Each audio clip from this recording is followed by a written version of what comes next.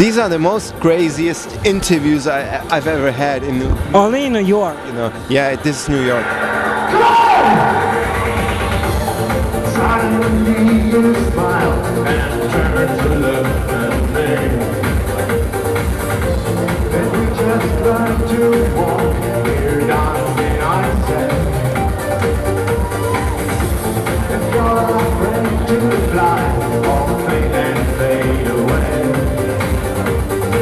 So you're on tour now with DeVision. How's it been so far?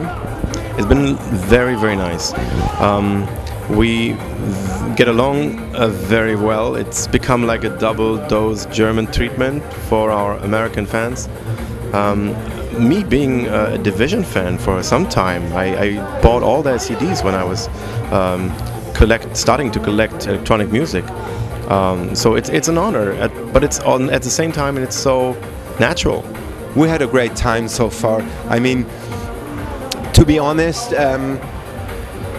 before we got on that tour, I never heard about Seabound before. I have to be honest. But I really appreciate what they're doing. It's a great band. It's a fantastic band. Great people. We're having a lot of fun, and everybody is happy, I think.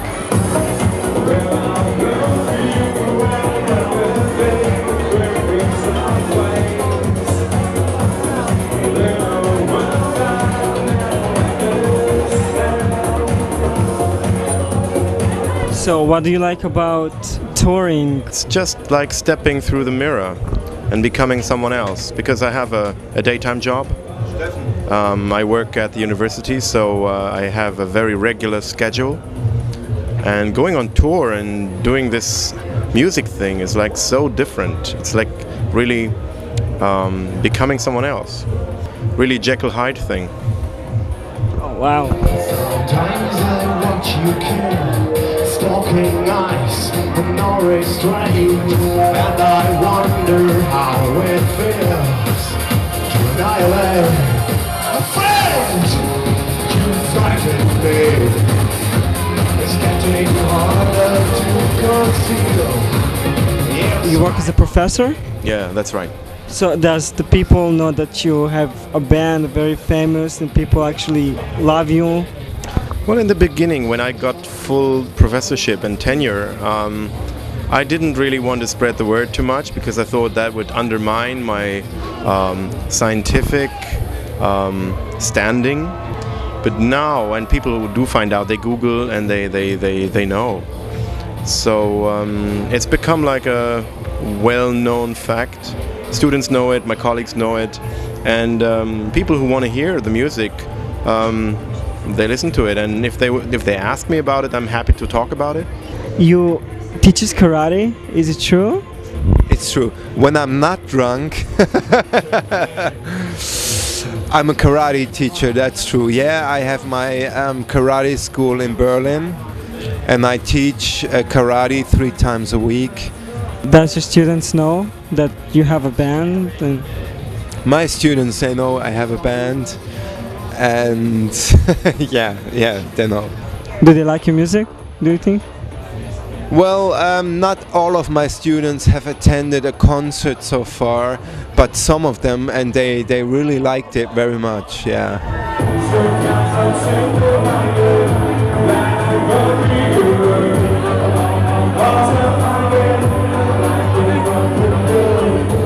Your latest CD is entitled as Noob.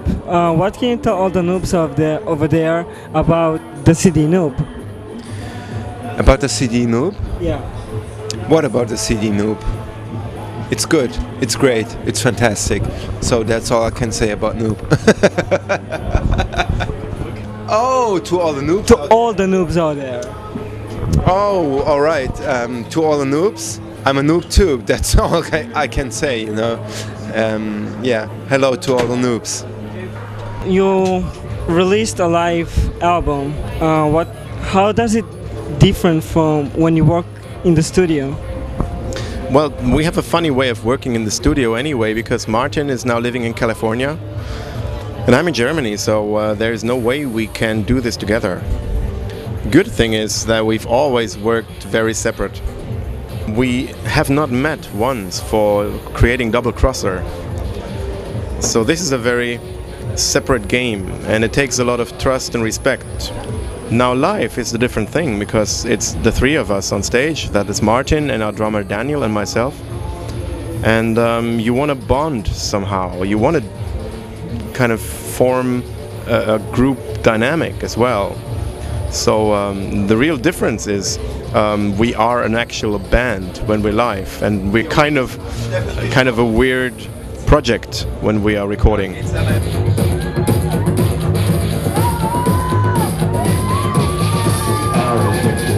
Addicted to your habits, keep honest trust when you're not around.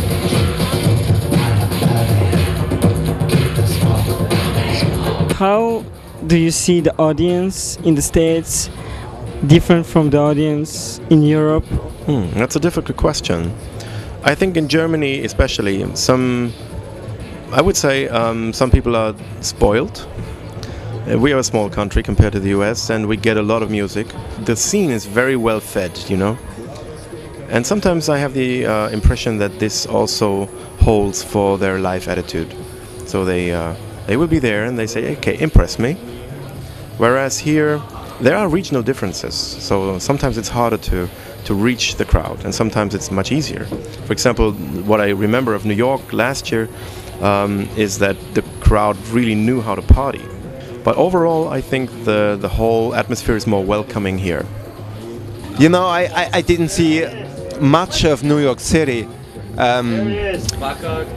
You know, since I was 14 years old, I always dreamed of going to New York City, you know, and I was a breakdancer back then. in 1984, I used to be. No, you breakdance on hip hop? I was a breakdancer in 1984. No. I can do a head spin for you if you want me to. Do it. Yeah, do it. Go ahead. I'll hold the cigarette. No. I'm too drunk right now.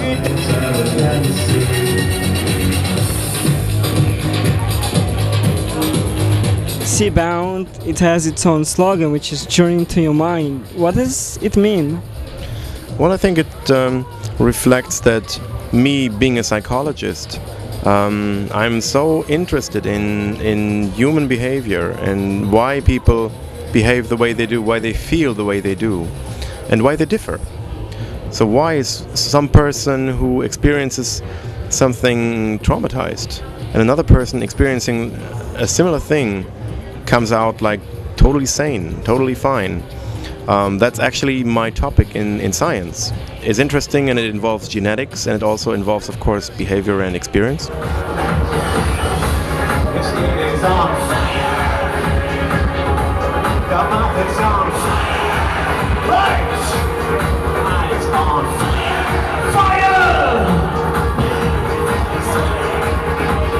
I understand that you call your music as progressive pop.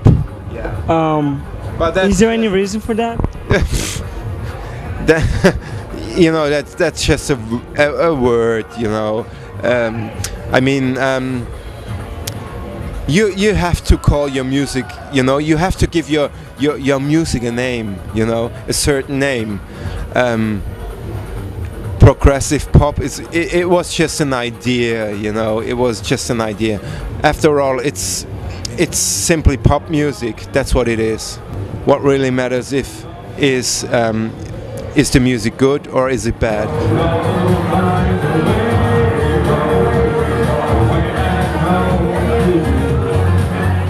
Thomas, thank you so much for doing the interview. Until it lasted, but okay, you release me now. I am. Anything to say to your fans out there? Oh well, all I can say is I'm so happy that we are able to still go abroad and be heard. So please consider us in the future as your musical supplier.